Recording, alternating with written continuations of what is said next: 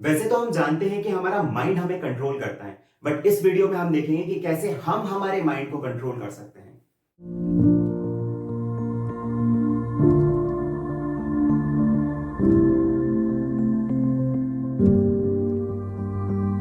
Hey guys, I am Rajneesh and welcome to my channel reality unknown. Last video में हमने देखा था कि किस तरह से माइंड आइडेंटिफिकेशन की वजह से हमारा माइंड हमें पूरी तरह से कंट्रोल करके रखता है और हमें ये पता तक नहीं चलता है। अगर आपने हमारा वाला वीडियो नहीं देखा है तो लिंक आपको डिस्क्रिप्शन बॉक्स में मिल जाएगी, जरूर देखिएगा। आपको कुछ ऐसी रियलिटीज पता चलेंगी जो ट्रस्ट में आपको बिल्कुल नहीं पता थी। इस वीडियो में हम देखेंगे कि किस तरह से माइंड आइडेंटिफिकेशन की प्रॉब्लम को ओवरकम किया जा सकता है। बट गाइस, उससे भी पहले हमें यह समझना पड़ेगा कि वो ऐसे क्या तरीके हैं जो माइंड यूज करता है हमें कंट्रोल करने के लिए। गाइस, उसके पास दो टूल्स या दो टेक्निक्स होती हैं जिन्हें वो यूज करता है। पहली होती है गाइस उसकी मेमोरी कैपेसिटी, उसकी मेमोरी को स्टोर करने की कैपेसिटी, जिनके बेसिस पे वो हमारे सारे पास्ट एक्सपीरियंसेस को स्टोर करके रखता है और उन्हीं के बेसिस पे हम ये आइडेंटिफाई करते हैं कि हम कौन है, वो हमारी आइडेंटिटी बनाता है। और गाइस, सेकंड चीज उसकी थॉट प्रोसेसेस या थिंकिंग कैपेसिटी। गाइस, वो हमारे सारे पास्ट एक्सपीरियंसेस को प्रेजेंट सिचुएशन से रिलेट करके फ्यूचर प्रेडिक्ट कर सकता है और इसी बेसिस पे वो हमें फ्यूचर दिखाता है।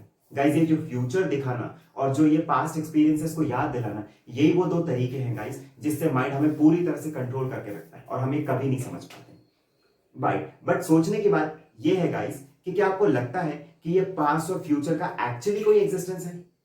क्या आपको लगता है कि उस टाइम पर, जिस टाइम पर अर्थ पर इंसान थे ही नहीं, उस टाइम पर क्या जो प्लांट्स और एनिमल्स थे उनके लिए पास्ट और फ्यूचर जैसी कोई चीज एग्जिस्ट करती थी? क्या आज अगर हम इंसानों को और उनके पालतू एनिमल्स को छोड़ दें तो उसके अलावा जो दूसरे प्लांट्स और एनिमल्स हमें हमारे सराउंडिंग में दिखते हैं, क्या उनके लिए पास्ट और फ्यूचर जैसी कोई चीज होती है? नहीं गाइस, बिल्कुल नहीं। उनके लिए सिर्फ एक ही मोमेंट होता है और वो होता है उनका प्रेजेंट मोमेंट। बट अब अगर सोचा जाए तो हमारा माइंड दुनिया का सबसे एडवांस सुपर कंप्यूटर है और उसने ये पास्ट और फ्यूचर बनवाया है या उसने बनाया है, तो डेफिनेटली कहीं ना कहीं एवोल्यूशन में इसकी बहुत जरूरत होगी और ये हमारे हमारे लिए कुछ एडवांटेज देने के लिए ही आया है, हमारा पास्ट और फ्यूचर। तो फिर हम कैसे इस चीज में उलझ रहे हैं और कैसे ये हमारे लिए एक हर्डल बन रहा है? गाइस, आंसर बहुत सिंपल है। हम दो गलतियां करते हैं।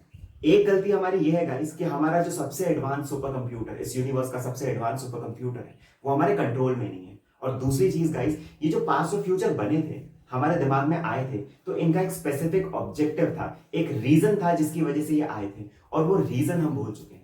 चलिए देखते हैं कि ये पास्ट और फ्यूचर आया कैसे। जब इंसान पहली बार आए थे तो गाइस वो भी एनिमल्स की तरह थे। जब भूख लगती थी हंट करते थे, पेट भरते थे, खत्म।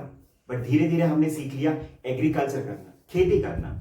जब हमने खेती करना सीखा गाइस, उस टाइम पर हमें पहली बार ये समझ में आया कि हम आज अपनी जरूरतों को पूरा कर सकते हैं और उसके साथ साथ आने वाले कल के लिए भी बचा सकते हैं। गाइस, यहां से फ्यूचर का कंसेप्ट शुरुआत हुआ। यहां से हमें समझ में आया कि फ्यूचर जैसी भी कोई चीज के बारे में हम सोच सकते हैं। हमारे दिमाग को पहले हमने वो सोचने पे मजबूर किया। दूसरी चीज गाइस, अब ऐसे में बहुत सारी ऐसी सिचुएशंस भी आई होंगी जिनकी वजह से इंसान को बहुत तकलीफ हुई होगी, बहुत प्रॉब्लम्स हुई होगी। जैसे मान लीजिए कभी बाढ़ आ गई या भूकंप आ गया, अर्थक्वेक आ गया।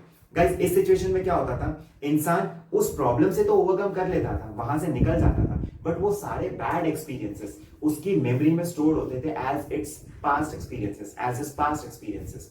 और उसके बाद जाके ऐसा होता था कि जब भी उसे प्रेजेंट सिचुएशन में इस इंफॉर्मेशन को यूज करना होता था तो वो इस इंफॉर्मेशन को यूज करता था ताकि वो अपनी प्रेजेंट सिचुएशन को बेटर बना सके, कभी ऐसी प्रॉब्लम फिर से ना आए, ये इंश्योर कर सके। ये होता था गाइस प्रेजेंट और पास्ट और फ्यूचर का बेसिक रीजन जिसके लिए हमारे माइंड ने इस चीज को बनाया था।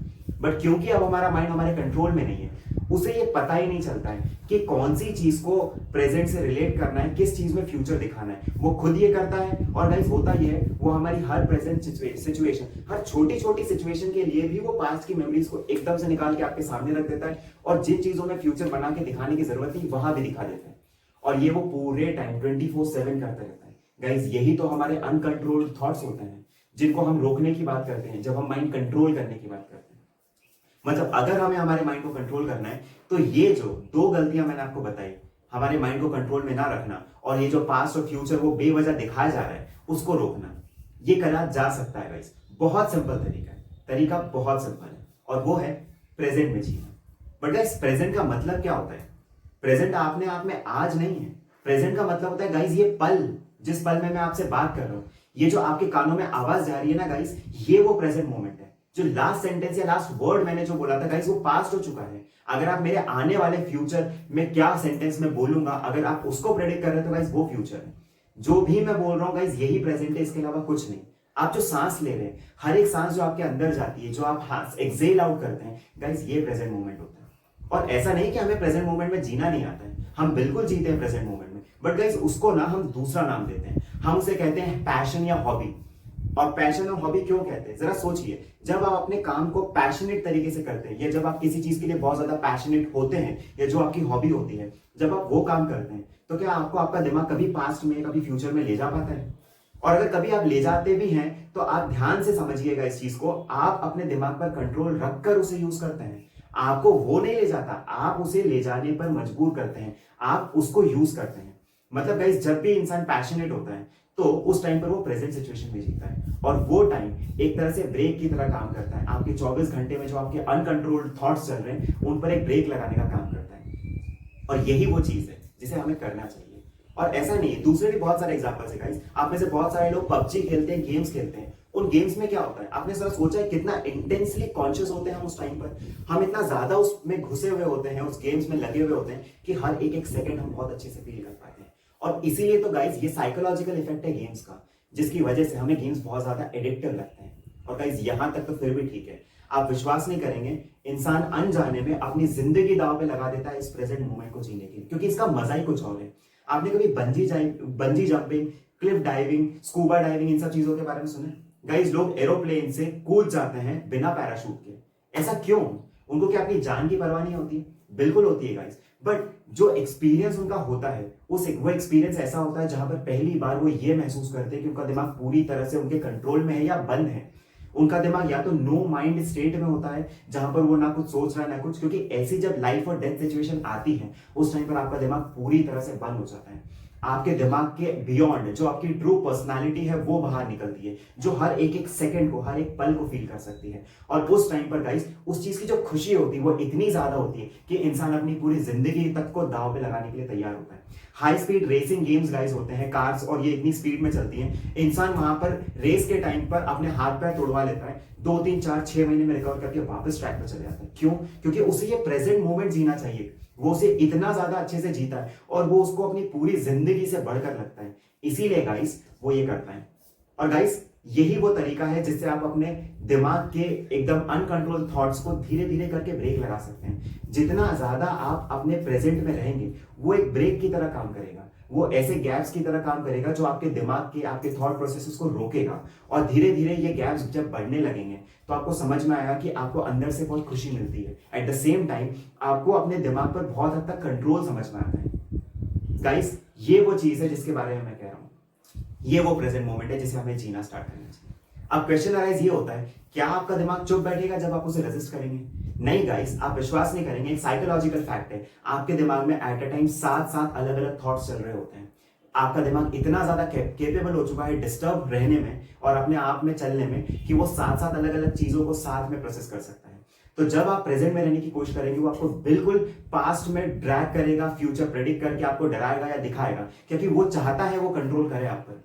और उस टाइम पर गाइस आपके पास जो तरीका होना चाहिए वापस प्रेजेंट में आने का, वो होता है हम हमारे थॉट्स को किस तरह से कंट्रोल करेंगे, जो मैं आपको बताऊंगा हमारे थर्ड वीडियो में। बट गाइस उससे पहले मैं चाहता हूं कि जो मैंने आज आपको कहा है इस चीज को आप अगेन महसूस कीजिए from the depth of your heart, और इस चीज को समझिए कि अगर आप प्रेजेंट में जीते हैं तो उसका मजा ही कुछ और है। And at the same time ये इतना अच्छा तरीका है जिससे आप अपने माइंड को कंट्रोल कर सकते हैं, और यही वो इकलौता तरीका है जो इस चीज को रूट कॉज से निकाल के खत्म कर सकता है। गाइस अगर वीडियो पसंद आया हो तो लाइक, शेयर और सब्सक्राइब कीजिएगा और बेल आइकन जरूर दबाइएगा। अगर आपको कोई भी क्वेश्चन है, कोई भी कमेंट है, तो मैं हमेशा कमेंट बॉक्स में अवेलेबल रहूंगा। Thank you guys, thank you very much.